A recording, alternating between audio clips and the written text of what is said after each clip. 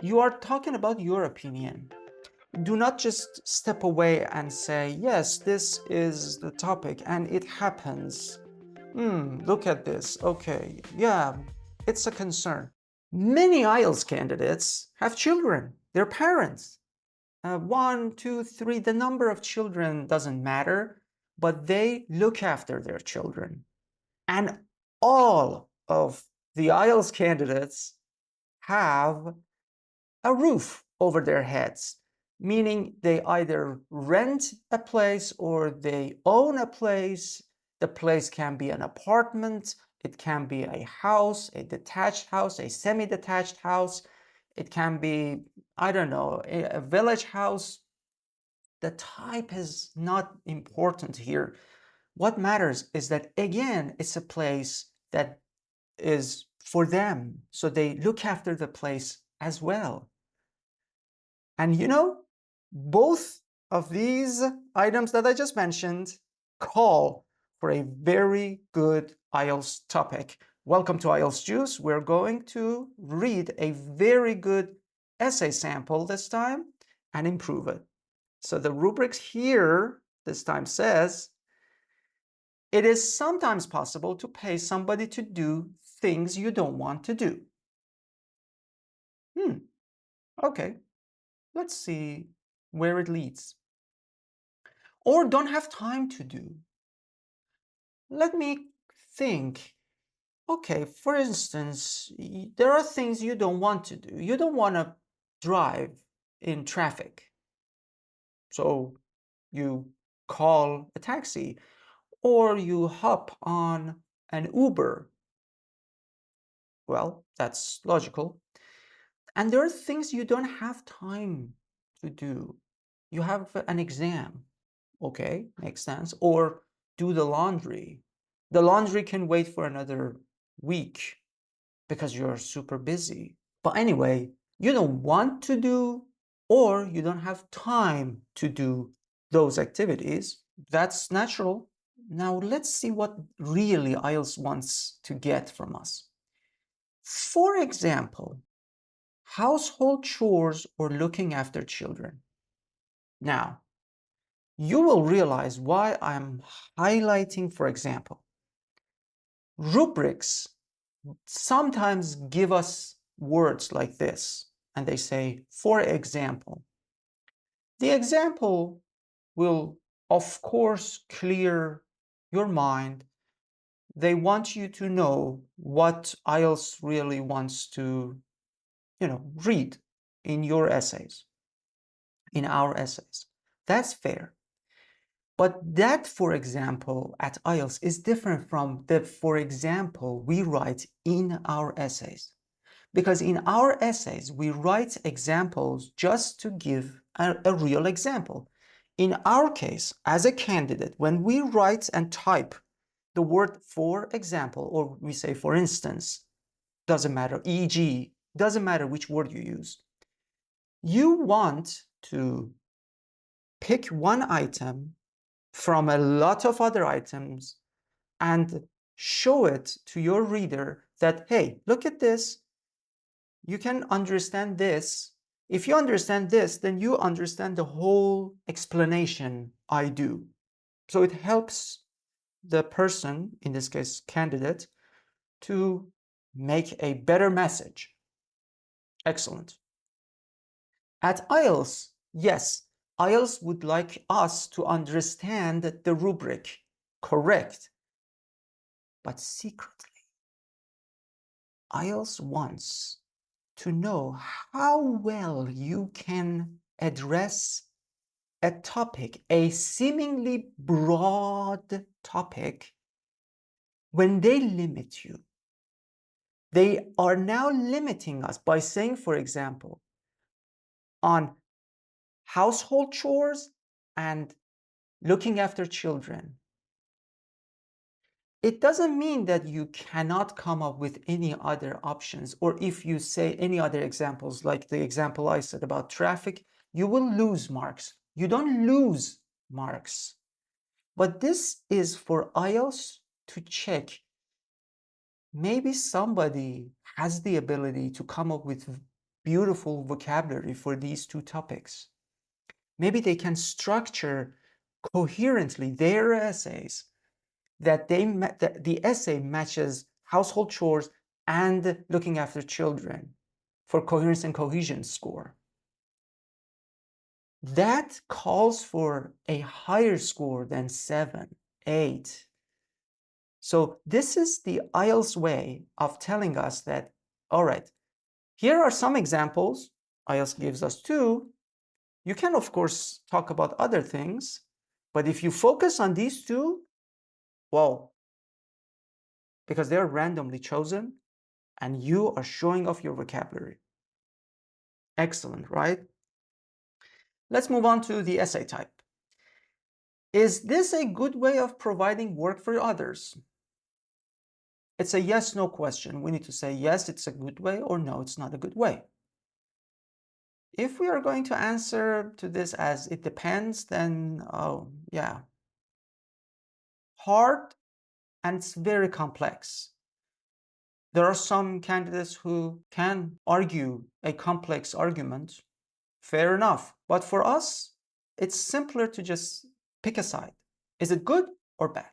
Another yes/no question. Should people do these things themselves? Should people look after their own children themselves?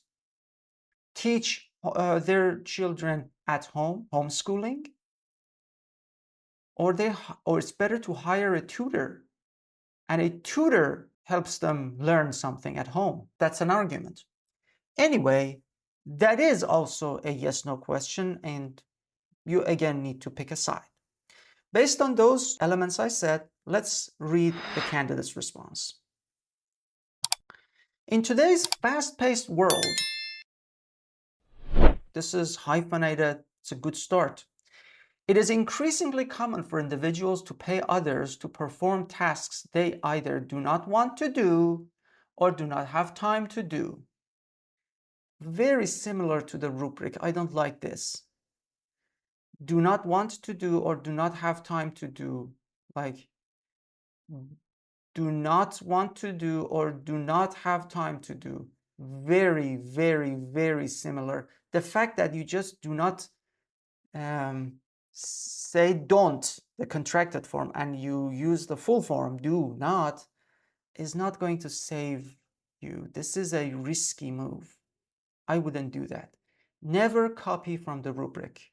Never copy more than 3 words consecutively, one after another, from the rubric. And even 3 words is risky. This is not a good move. The consequence, you might ask, is that IELTS will ignore the word count. They completely ignore if there's any grammar, any vocabulary, they completely ignore them. So please don't. Examples include hiring someone to do household chores, taking care of children, or managing errands. I think that would, it should be rhythmic. So examples include hiring someone, taking care of children, or managing errands, okay? It doesn't affect my understanding, but it's just rhythmic. This practice has sparked debate regarding, spark is a good word, regarding its effectiveness as a way to provide employment for others. So yeah, it's a good way, and it's an effective way to find employment for others. And whether individuals should instead take responsibility for these tasks themselves. A little complicated thesis statement.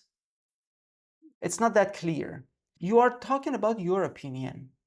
Do not just step away and say, yes, this is the topic and it happens.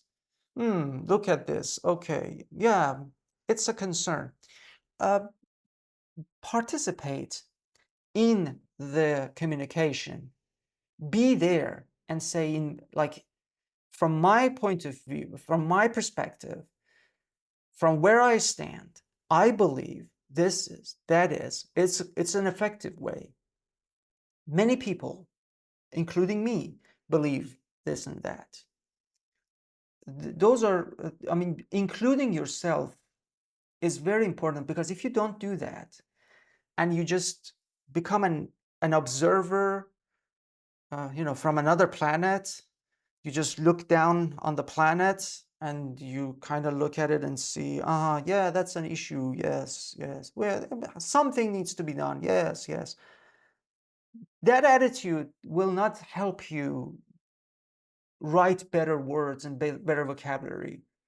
If you bring it down to earth, to your experience, you will be able to write better and more effectively. The first body paragraph. On the one hand, okay, outsourcing, very good word. Tasks can indeed be a good way to provide work for others. So it's a good way. So this creates jobs, right? Many people rely on such jobs to support themselves and their families. Another very good supporting sentence. Now we have an example. For instance, now this is a real example. This is different. This, for instance, is very different from, for example, in the rubric. For instance, hiring a cleaner or a nanny can offer steady employment and income to those who may not have other job opportunities. Sounds very good. This can be particularly important in economies where job availability is limited, and such work offers a means of financial stability.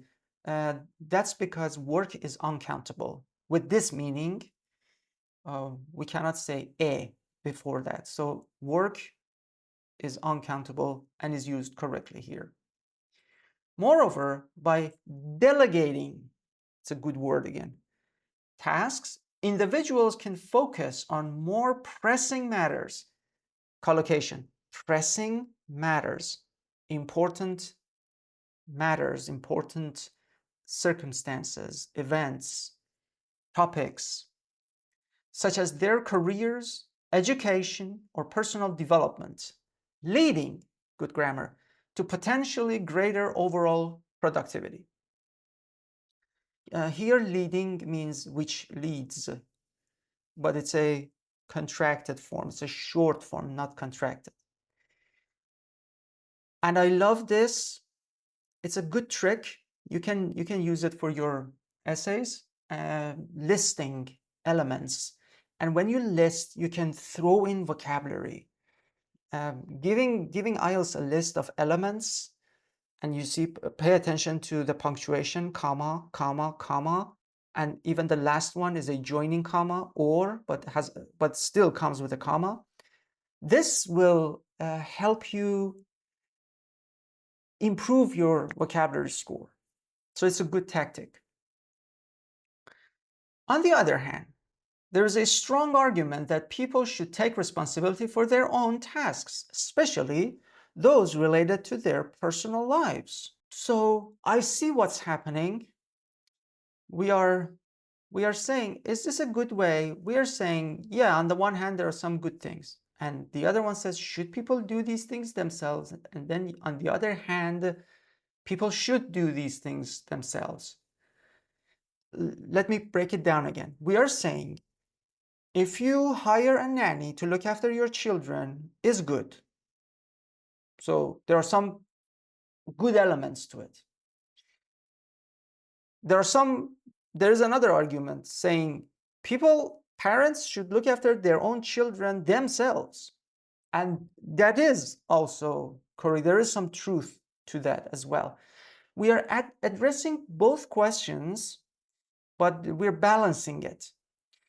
It's not a recommended strategy, because what if you want to say, no, it's not a good way and people should do it themselves?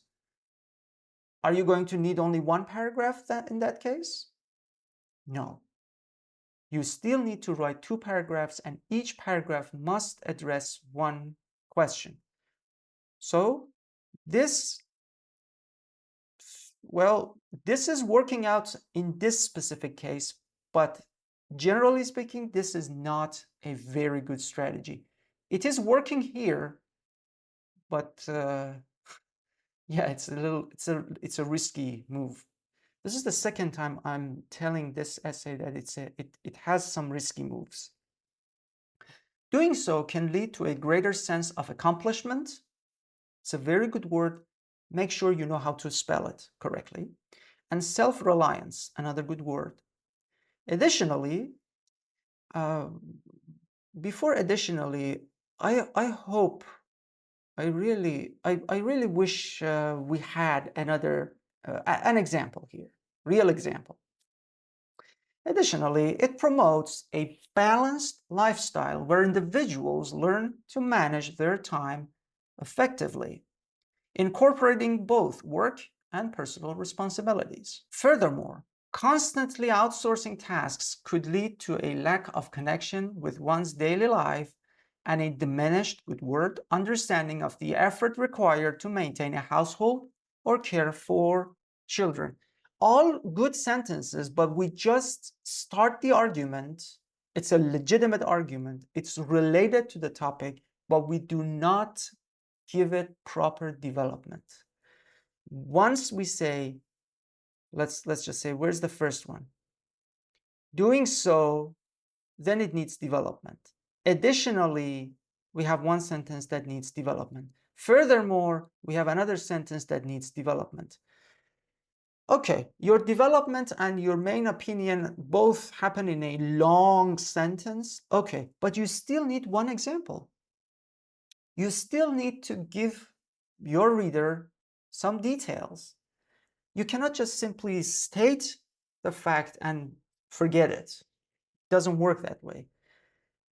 Correct information related to the topic, but needs further development. In conclusion, while paying others to perform certain tasks can provide valuable employment opportunities, which means it's a good thing to do, answering the first question, it is also important for individuals to balance this with taking personal responsibility for their own lives, answering the second question. A balanced approach where people manage some tasks themselves and delegate others may be the most beneficial overall. A very generic sentence, a good suggestion that doesn't hurt anybody. You are not saying anything new in the conclusion, which is a bad error. Never include any new information in the conclusion. The conclusion concludes all the things you mentioned in the previous paragraphs. 307 words is a logical number, but you know, it's a feasible one. But you saw that we didn't develop some of the correct ideas 100% properly or fully. On that note, we are going to read and take a look at the band descriptors. So yes, overgeneralization happened. We addressed all parts, absolutely correct, and your position was clear. That's fine. There is a logic. It's not sequential, but the logic was the first paragraph answering the first question, the second paragraph answering the second question. It was even smart. Very good move. So in connecting these two on the one hand, on the other hand, and connecting the two questions, that's the reason why you get some very good scores here. And your paragraphing is also sufficient, but not full, because you know, I mean, specifically in the second body paragraph, I needed to see some examples, some details. And for that, coherence and cohesion remains 7. Lexical resource, I saw a beautiful range of vocabulary. Many of them were generic. Delegate is a generic word, very good word, but it's very generic. You can use it for any genre, for any topic. Childcare, or I don't know, global warming. You can still use that word. Fast-paced, another good word, but again, generic. So we have sufficient range. Wide? No. Yet to see. And as for errors, I did not pick any specific vocabulary errors. I noticed a couple of grammar errors, specifically in a little more advanced structures. And I saw 2 or 3 advanced structures, contracted forms, very good control, long sentences with very healthy control. But again, the range is not wide. You know, we didn't have conditional sentences, for instance, or some different relative clauses. We had contracted form, but just here and there, 1 or 2 instances. It could be wider. I'm not pushing it. You see, 7 already has a healthy number of complex structures in it. So all in all, 7 is a good score. However, we made it even better. To see the improved version of this, just click on the description. There's a link that will take you to the IELTS Juice website. No email, no registration, nothing is needed. The improved version is over there. You can see how we can improve the vocabulary, grammar, and also the organization of this particular essay for an 8, if I'm not mistaken. And if you wish to see other videos like this, you know where to click. And I hope next time I'll be assessing your task 2, or maybe you decide to send us task 1s. Later, take care.